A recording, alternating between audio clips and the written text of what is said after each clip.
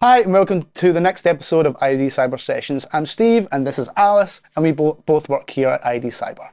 Today we are delighted to be chatting with Rosie Anderson, who is the Head of Strategic Solutions, or aka Magical Genie person, at that security company.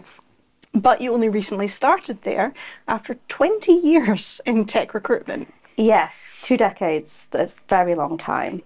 How did recruitment change over that time? Oh, wow. When I started in recruitment, we were still faxing CVs. Oh, okay. And CVs came in the post. So, yes, it was very different. I started in tech recruitment. We did a lot of work for Britannia Building Society, as was, placing things like COBOL developers and random things. Everything was called a developer in those days, regardless of what the job was. It was a developer. They'd always send you jobs on like Christmas Eve, so all your Christmas leave was cancelled. And then about halfway into that 10, 20 years journey, I went into cybersecurity recruitment because I was really fascinated with tech. I thought everything was like, what's that TV program called? It's gone out my head. I thought everything was really sneaky, beaky, magical technology. It was like, how can they do this? How can they find the hackers? I kind of bought into the fake hacker buzz that you get. Oh, that's gonna bug me. That'll come back to me halfway through this. That'll come back. And I'd done a lot of defence recruitment, like security cleared people for DSDL and Serco and BAE Systems, and so defence technology into cybersecurity seemed a bit like a natural step. The industry's changed massively. It's so much bigger now than it was before. Cybersecurity is everywhere. It's in every single role. It's in every single business. And we're all talking about it. We're all aware of it as the public, whereas COBOL developers and software isn't as relevant to the public, I would say. It's a lot faster. I've seen recessions. I can remember going into the city the day the markets crashed, was going to meet UBS, and they cancelled all meetings because the markets had crashed. So I can remember that.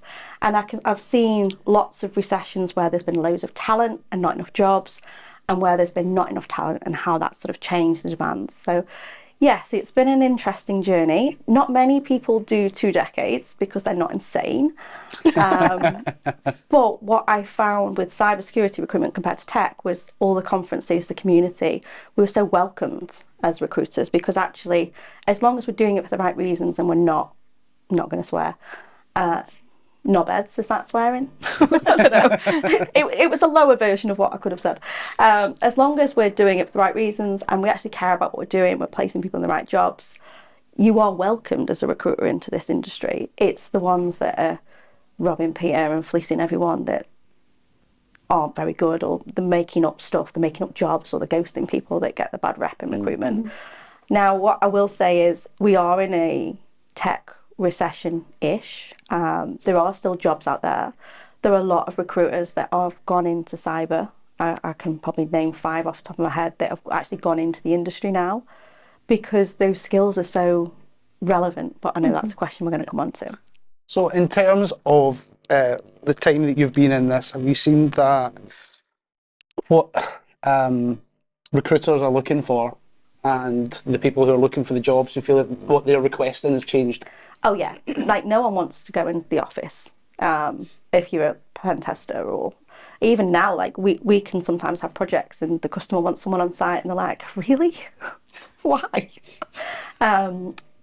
It does change, and it depends on where you are in your career. So companies want everything that they can get. You know, they want the finished article. They want people who can go and speak to customers. It used to frustrate the life out of me when, and it's great from a transferable skills side, we want that mindset. We want that creative mindset. Well, how do you find that in a CV? How do you search for that in a person? We can teach the technical skills, but we want people who can communicate, who can go and talk to our customers, who can talk to all the difficult stakeholders internally. But then you get graduates or people who are new into the industry that are struggling to get jobs that have got that mindset, and they are going out, they are curious, they've got passion projects they're doing in their own time, and then they're struggling to get that first job because actually what they want is experience. But they don't want to train their own staff. They want to steal their competitors' trained staff and pay them less or the same. So what recruitment rant incoming.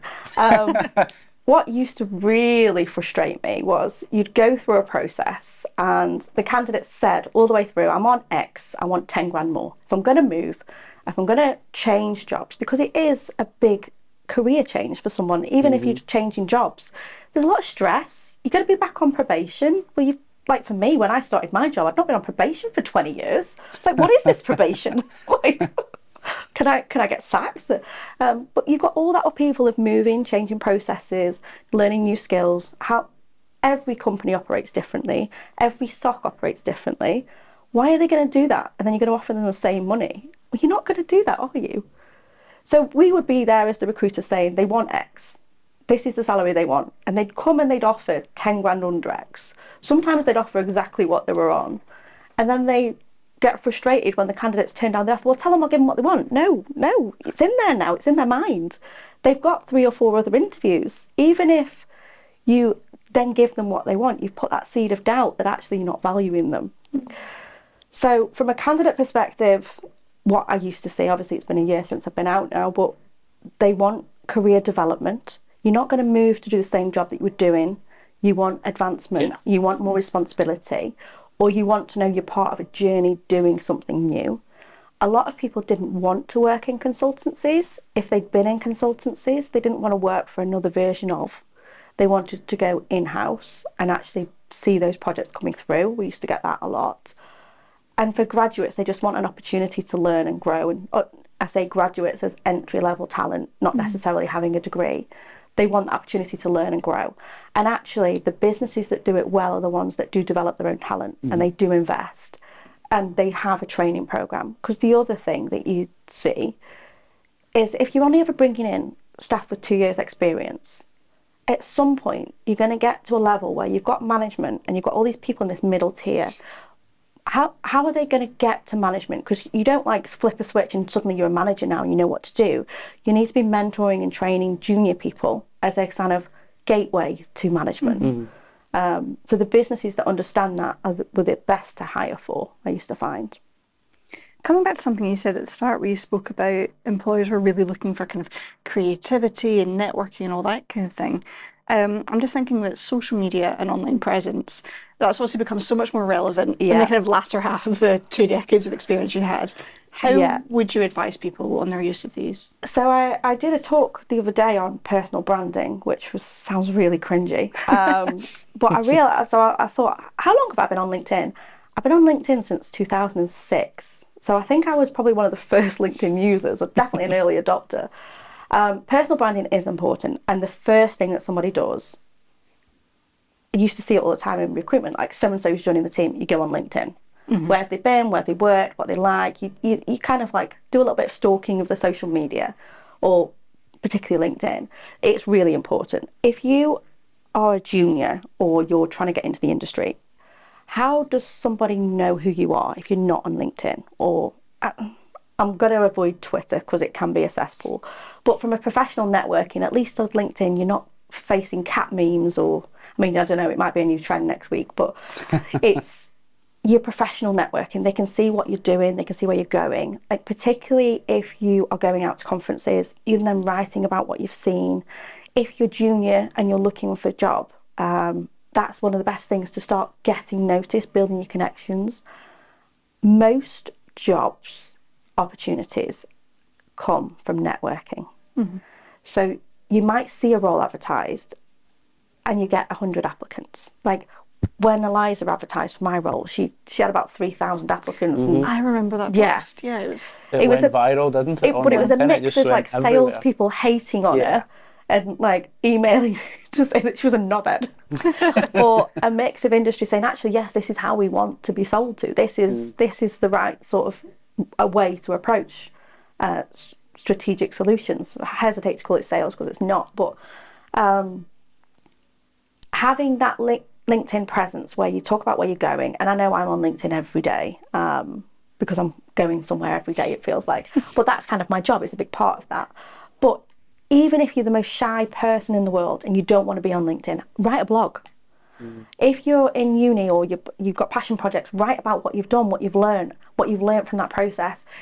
and just put your blog on your CV. So if you don't want to share it to the world, at least when you're applying for jobs, you've got a blog that somebody can click on and actually see, this is the style, this is how they write, this is how they communicate, these are the projects, these are what they're learning.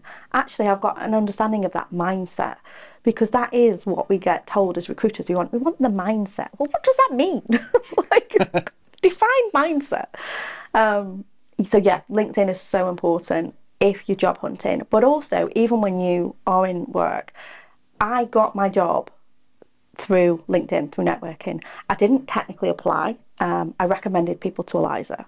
I've met her through conferences, met her through Ladies Hacking Society years ago.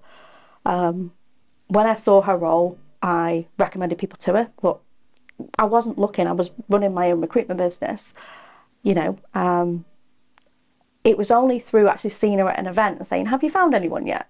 She went, no, you know, we keep kissing lots of frogs sort of thing. We haven't found the right person. And I didn't realise that somebody had actually said to her, you need to talk to Rosie. My auntie was working with me, who gave me my first job in recruitment. She sold a recruitment business. She'd already told me she was going to retire at the end of the year. So I was kind of thinking, I don't know if I want to start recruiting for myself again, because, you know, people are an inanimate object. And that's where it kind of came to, I think I said to her, or texted drunk after an event, I was like, oh, I'll have a chat with you. If you know, if you're interested. Next day I was on a call with Steve and Analyze, and I was offered within about 25 minutes. I was like, I haven't really made this decision sort of thing. Like, how has this happened? So yeah, power of networks. And it is so true, particularly with the mentoring that I do with Caps Lock. I say to them, go out to events, find as many, like, even if you're not face-to-face networking, you've got Discord servers, you know, we're all part of this Discord server, you've got online communities, you've got Trace Labs, you've got things you can do. You've even, like, Hack the Box has got servers dedicated to helping you with those challenges. So it's finding a community. That is how you find a job. It's very, not saying it doesn't work, applying for a job cold, but they're going to want to know you. They feel like they know you. As how are you going to stand out from a one-dimensional CV? That if you're a graduate, they all look the same. You know, how many people have just finished a degree? Yeah. X amount. They've all been to the same course. Like, how are you going to make yourself stand out? And there's two lads that do this really well. They're both at Manchester Uni. They've both done a master's. And I'm pretty sure they're both at the point of offers now, because they've been to every single event in Manchester. I'm like, come along with me, I'll introduce you to people. Yeah. And it is, if you want a job, that face-to-face networking is the best, but you can do it through online means as well. I just feel you've got to meet the industry a lot of the time. You've got to go and meet people, because I think I've said this a load of times in these different talks, is the fact that, you know, you don't know who's in the room. No. You don't know who you're going to be talking to. No. And there were students in last week as well, and you know, talking to them about certain stories, and like, I didn't know who the person was. It was a person at the bar, but they ended up being. Oh yeah, we went to America. I got chatting to some detective. Like, my husband's Sicilian, so he's really into, like, mafia type, industry type, all the mob museum type movies. And we got talking to this guy, and he was part of the team that took down the mafia, like, years ago. Nice. I was just like, oh my God, so cool. You must have just sat there going, right, yeah. I'll get drinks in. So just keep telling me everything. It's like really cool. And it's all about the power of networking. You might be the best hacker in the world. If no one knows about you and you're not going to speak to anyone, you're going to end up in underground crime. That's the only way you're going to get a job, if you're not going out and putting yourself out there.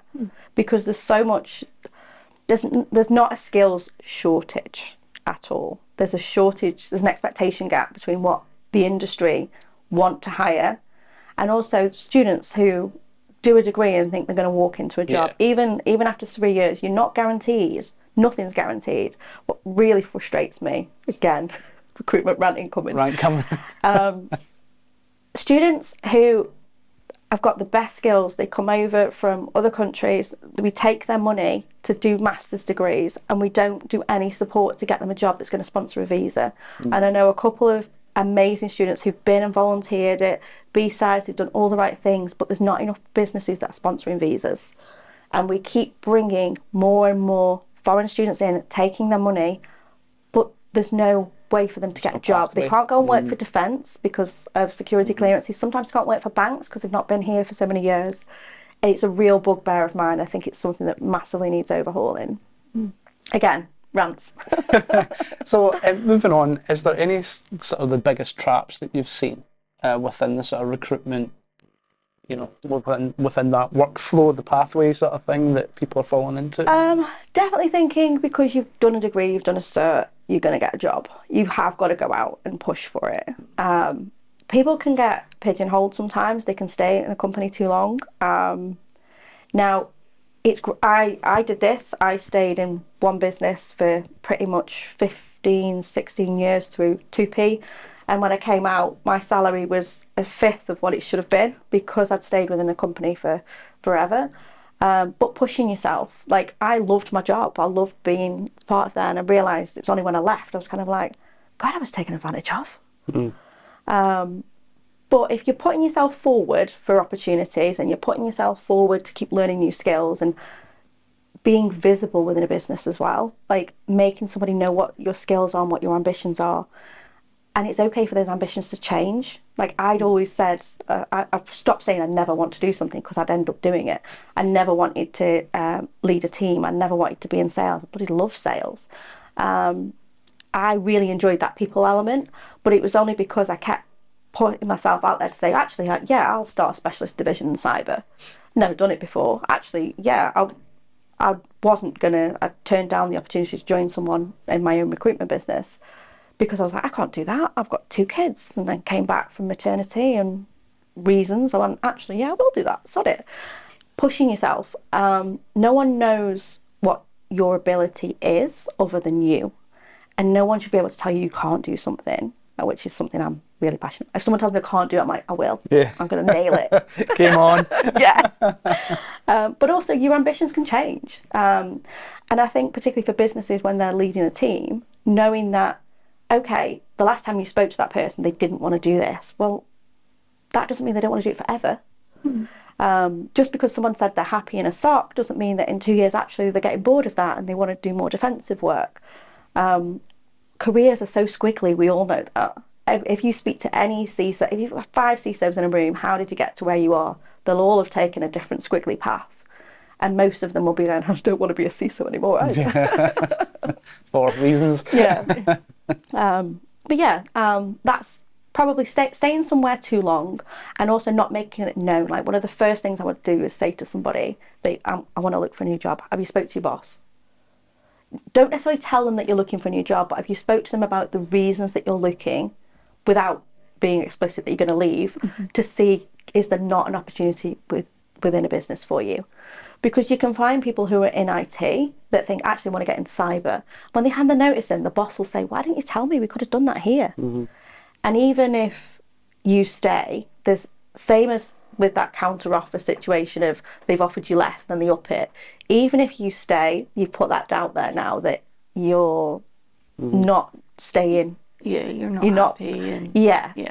So being open, and I know in a difficult market, like particularly if you're vendor led at the moment, it is a bit of a difficult market. We've seen lots and lots of redundancies. You can be a bit nervous about speaking about what you're unhappy about. But actually having an open and honest relationship is how you're going to grow your career and grow your abilities and happiness really within a business. I hope that made sense. That was a really long answer. So I think, as you know, we often run kind of like free CV workshops and things here for students. And one of the questions that we get asked a lot is, when do we discuss salary? When do we discuss perks? Do we ask about this before we're interview stage? Do we bring it up in the interview? Is it only at offer stage? What would your answer be? So it depends. Favourite answer. Before you go through a job process, you should know, particularly if you're experienced, you should know where the salaries are because they range so much. They range from financial services pay more than civil service, but actually the benefits are different. Before you're interviewing, you should know what the salary range is. So every job will have a banding, and if they don't know, they're not ready to hire. So yes, you should have an understanding, and whether it's via HR or they should be able to tell you these are the benefits, these are standard, this is our standard salary range. asking in the interview about benefits and holidays is fine. I would say asking about salary range is fine if you're comfortable that they're going to ask you what you want. They're going to counter that with what you're looking for. Competitive. same as you. Like, I'll show my card if you show yours, sort of thing. You can haggle afterwards. And another little myth in recruitment is, even if you've accepted a role, until the day that even if you've signed the paperwork, until the day that you start, that contract is not legally binding. So you can regularly you've accepted a role, until they send you paperwork, do not hand your notice in, because they can rescind it. Again, it's not binding until you start, both ways. But you can then get a better offer. And it's at that acceptance stage you can haggle a bit more. You know, they want you, you might want them, but you can also then say, well, actually, I want to meet the team. I want to understand what the benefits are. Definitely you can haggle then, but you should know what salary banding is before you start, else it's a waste of everyone's time. If someone's thinking they're getting 50 and actually they're getting 20, what a waste of everyone's time. And also it's going to leave a sour taste in their mouth, and it's like a ripple effect. So same as if you are bad at your job and not nice to work alongside, that ripple will get out into industry. But same as if that company underpays, isn't nice to work for, that boss is a sexist, whatever, X, Y, Z. I'm sure we can all think of companies like that. That gets into the industry as well. So it is important that you act professionally, even when you don't want to be there anymore, and you know, if you need to work notice and things like that, because that reputation and integrity, both sides, for company and for an employer, is so important, because that's, you know, we're an industry that's based on trust and integrity. So hopefully I answered that as well. Going back to students or people want to enter the industry, I was talking to some people last week, and it's about what's the best way is it good to go straight for the SOC? I've done a security degree, I'll go straight for a security job, or like kind of the way I came in was through an adjacent role, through technology and learning about tech and tickets and, you know, all that side of things, and learn about another, like service desk. Yeah, service desk, that sort of thing. So there's no one way in at all. What I say to the caps lockers, so that's the retraining program that I help mentor, is it depends on your skill set and what you want. So if you go into a SOC role, typically you will start at a lower salary, you'll work shifts, but you'll learn a lot. But if you come into a SOC role from an IT or a service desk role, you'll enter probably not that first line SOC, you'll probably enter a little bit higher. But then there's GRC, there's risk, there's compliance. If you work in a smaller business, you can start in IT, and we see this with IT managers that suddenly find themselves responsible for security. But even at sort of entry level, you start in IT, you can then get adjacent in a company and get more responsibility. Like, SOC isn't the only way in. I mean, you can get it through recruitment, like I did. So it depends. If you're in an area where there's loads of vendors and a big SOC, then go in for SOC and start together, and you're in a big program together. But actually going into somewhere like a retail business as IT support, or going into government as IT support, you don't have to do a degree, you can do a tech apprenticeship. Like, the degree apprenticeships are great because you're earning at the same time and you're getting that really important experience, because what comes first? It's really hard. But also you can get experience from whether you're involved in your school, like offering to go and help the school set up their technology if they haven't got an IT person. You can get experience if you're involved in a church, if you're involved with the PCFA, like helping build technical skills and sort of writing tech advice for those types of communities. Be very careful what you put as tech advice, though, that someone can't sue you in the future. But like actual privacy guidelines and things like that you can do to build those sort of skills. I would say, for me, I wouldn't go into a SOC straight away. I would build some IT skills, or at least build IT projects. Else you're going to go in, if it's a great training program, you're going to have a massive learning curve if you've never seen networks and systems other than like academically. You need a home lab. You need to be tinkering with these sort of projects. You need to have, you know, your own passion projects with AWS or play around with open source technology. Else it's going to be a very steep learning curve very quickly. But great SOCs and big SOCs will have a training program, and they'll buddy you first of all.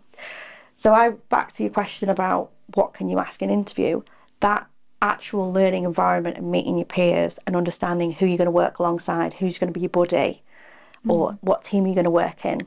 You might interview with an owner of a company, but actually if you've got 3 or 4 opportunities, that team environment is more important when you're starting out than the salary, I would say, and having that support. Because you can be paid, I don't know, 100 grand a year, but if you're on your own and you're suddenly responsible for everything, it's not going to, your mental health's going to dip very quickly. I want to jump on something that you've mentioned a couple of times now. You are head of mentoring for Caps Lock. I am. They provide kind of boot camps for people who are hoping to get into cybersecurity. Yeah. And I was wondering how your advice would change when you're speaking to someone who is a career changer trying to get into the industry as opposed to someone who is either as their first role or they're already in the industry. Okay, so I'm going to recorrect boot camp. I hate the word boot camp. It's a training program with mentoring. So back sort of 10 years ago, the word boot camp was a very dirty word. There was like be a software developer in 6-week training programs, and there would be a cyber specialist in like 10 days training programs, and they were all shockingly poor. Now, Caps Lock, I love mentoring for Caps Lock. It is a training program.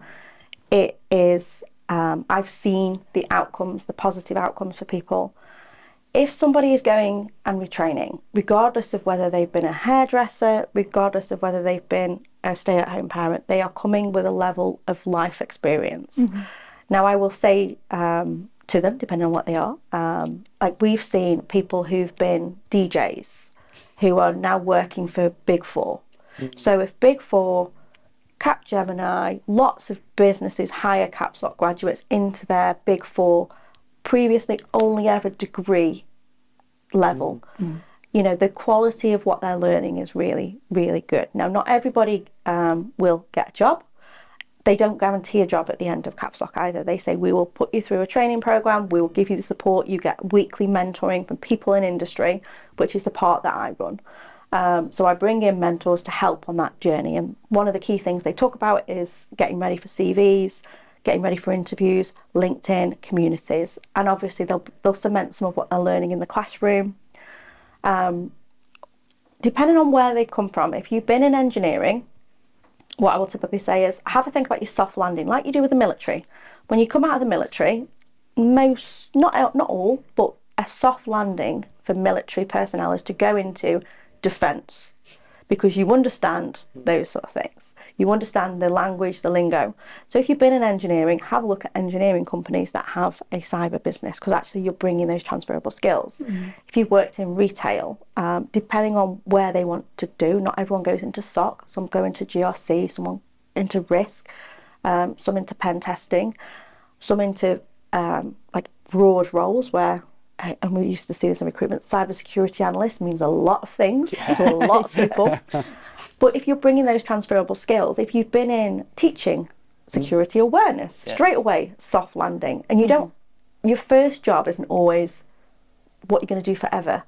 I think it's Andrew Barrett, who works at Coalfire, who says, embrace the suck. Sometimes you have to embrace the suck to get into industry, and whether that's going in tech adjacent and going into IT, or whether that's going into a role knowing that I don't want to do shifts forever, but actually SOC is an entry-level role, and typically it comes with shifts. So yeah, I'm looking at those transferable skills, and everybody, regardless of where you start, if you've worked in a business, you've got some life experience. Even if you've been, you know, we've seen women who've been at home for 9 years looking after children, and they now work for Big Four because the things that they've done before, that risk management as a parent, that being able to negotiate with a toddler, it's like negotiating with a terrorist sometimes, because they always want to do it when, my daughter does it now. If I'm on the phone, she goes in the freezer and gets an ice cream out because mummy's not going to shout at her because you can't. Like, they socially engineer you.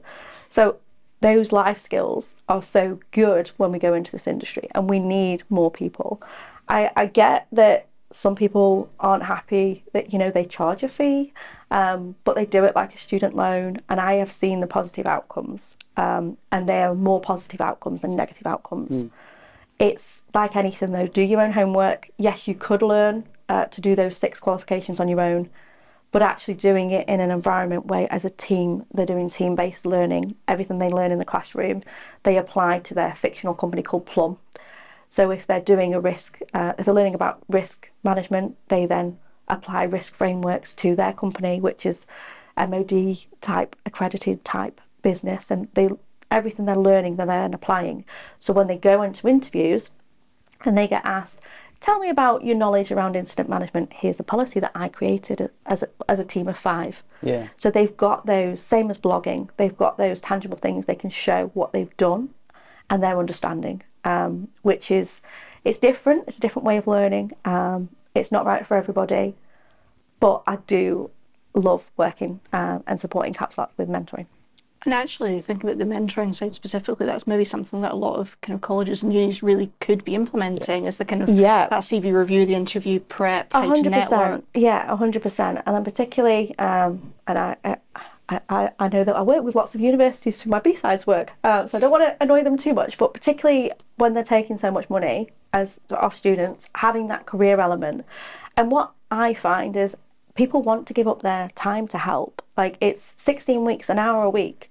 And it can be recruiters, but it can be CISOs, it can be business leaders, because they want to give back. But also it's completely free to hire from Caps Lock. So if you're a business and you stick out an advert for a junior role, you get 100 applicants, or you get interested. What does that mean? That just putting interested isn't showing your, why are you interested? And what am I expected to now message you for your CV? Yeah. Like, well, no. But you get bombarded with applicants. Now, you can go to Caps Lock and say, I need someone who will do 5 days a week in Leicester, and this salary, and this is the role. And they will filter that for you and present you with a shortlist completely free of charge. If you do that when you advertise, if you put the word remote and you put must be a UK national because of security clearance, the people that apply won't always have read that, because it's really easy to just go apply or interested on the job post. So there is a filtering service that comes with it from a recruitment side. There is like BAE paid for a cohort, like they paid for the training for a cohort of 50. The only requirements was that they had to be eligible for security clearance, and they've offered, I think the last count, they've offered about 25 people. So even if they didn't get offered, they were paid, they were guaranteed an interview with BAE because of the length of, because of the challenges that BAE have with hiring, and also because they recognise that bringing retrained talent into the industry is helpful for them. They have salary bandings because they're set by defence, sort of thing. So yeah, there's big businesses are getting behind this. BT upskilled some of their own staff as well, who they were going to make redundant, who were at risk of redundant. They would train them to be cyber engineers. So these are really good recruitment strategies, and this was something I was quite passionate about. It's not just finding the right person, it's your long-term strategy. If as an industry we don't retrain talent and find an opportunity for them to get that first job, what are we going to do in 40 years' time when everyone retires or burns out? Yeah. So, going back to... Sorry, rants again. Going back to your journey, I suppose, what made you go from recruitment to cybersecurity? What was that? So I loved... 24 was the programme. 24, nailed it. Didn't begin with that. That 24, I loved getting involved. So I got asked to get involved. Actually, no, go back. When the last B-Sides leads before the pandemic happened, we ran a career village, and Mark Carney was organising it, and they joked that I was going to have a B-Sides baby. I was pregnant with Nola, so 5 years ago in March. I was pregnant with Nola, and we joked I was going to have a B-Sides baby.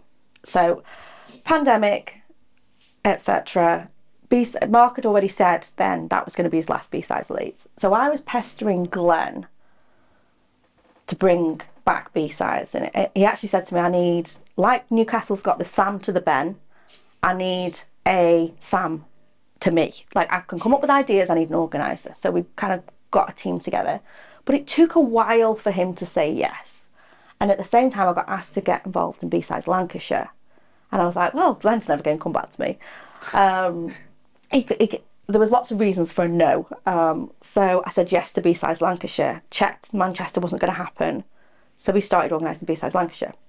And I loved community events. I'd been to SteelCon before. I just thought this seems so fascinating as an industry. It's solving problems. It's problems that you don't realise.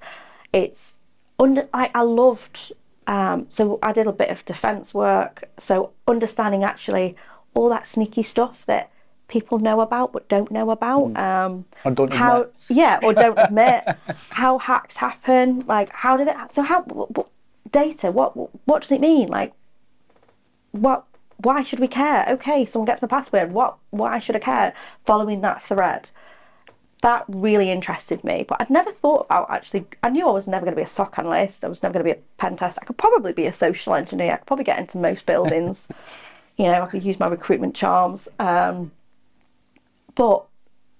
it wasn't something, it was something I was interested in, and I loved hearing about people's journeys. And I love when someone would come to me and say, I've got this role I need to fill, but I don't really know what I'm looking for, and I'd help bring that together. And this is, I suppose, how these skills transferred into what I do now.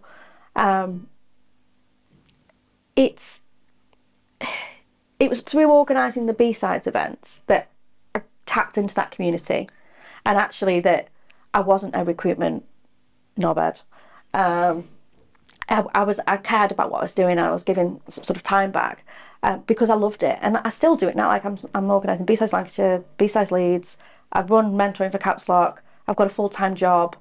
I've got 2 kids. I'm helping B-sides Newcastle. I'm refusing to call myself an organiser, but I'm helping B-sides Newcastle. If somebody comes to me and says, will you help me? It's very rare I'm going to say no. I mean, I need to get better at saying no. So it's kind of how I found my way in. And it was never really a conscious decision. It was Eliza's job post. And this is a job advert and a job description should be 2 different things. Eliza's job advert was recruitment 101. It was, I have a problem that I need to solve. And the reason so many people applied for it was because it gets in your head and you think, that's interesting. And actually what she wanted someone who wanted to be in the community. She wanted someone who loved to learn, who was going to sell without selling. Like, I've never picked up the phone and rang anyone yet. And I've been here a year. And she hasn't as a business. We get people that come to us because they see what we do and we're putting things out there. Whether you're lovers or haters on LinkedIn, I'm sure we are very much Marmite to people.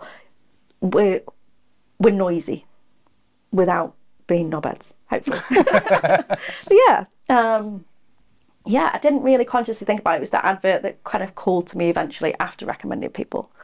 Sorry to the people I recommended. And a few drinks as well. Yes, and a few drinks, always, yeah. And how have you found it since you did take the job? Well, it was a year yesterday that I started. Congratulations. I've survived. It feels like forever though. So I can remember it's when I go out and do talks, like tonight I'm doing a talk. I could probably do a recruitment rant now. Well, I've just done a recruitment rant without thinking about it. So I've been in recruitment for so long. So it's the first time I've started to do talks. I was really nervous because it wasn't necessarily stuck in my head. If someone asked me a question, thinking, what if someone asked me something I don't know?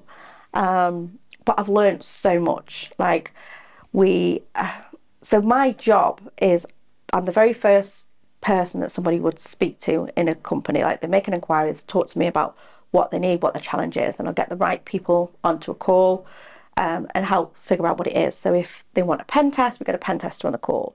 If they want to talk about SOC, I know all the different levels of SOC services, I know the questions to ask, but we're not going to get everyone on a call with our engineering team because they're busy doing engineering wizardry.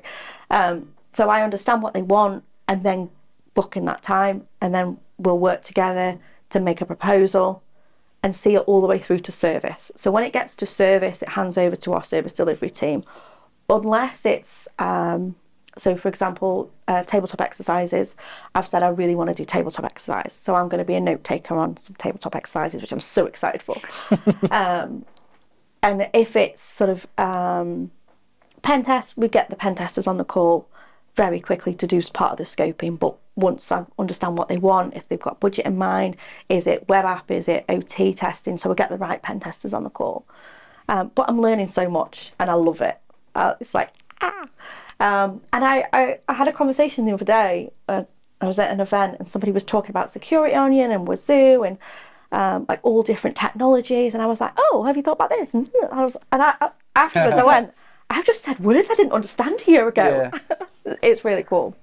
It's definitely, I'm learning again. And I think sometimes as a parent, I've got 2 kids, I've got a 4-year-old, I've got an 8-year-old. You think, God, what am I going to learn now? Well, no, you can learn at any stage in your life. If you've got a passion for something and you ask questions, you're not scared to go, I have no clue what you just asked me. And you're honest with yourself, then you can learn at any age. So do you see similarities between the recruitment and your cybersecurity now obviously with the networking and the communication part of it? So definitely with the networking, and also if I got a question and if I can't get hold of someone, I know a guy for that. Like if I've got a question about security architecture, I probably know a Discord server I can ask a question. It's 100%. So as long as you're open to asking questions and not faking it, like some things you can fake. You can fake confidence, but you can't fake technical knowledge.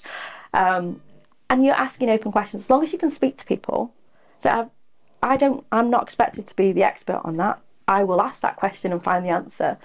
All the people skills I've learned in recruitment, I would go into a CIO meeting. The more senior I got in recruitment, I was recruiting for heads of and CISOs and security managers.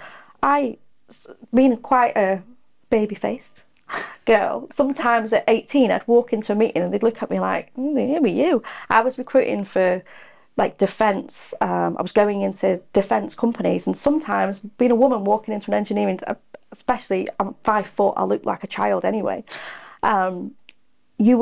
People would misjudge you that you don't know anything.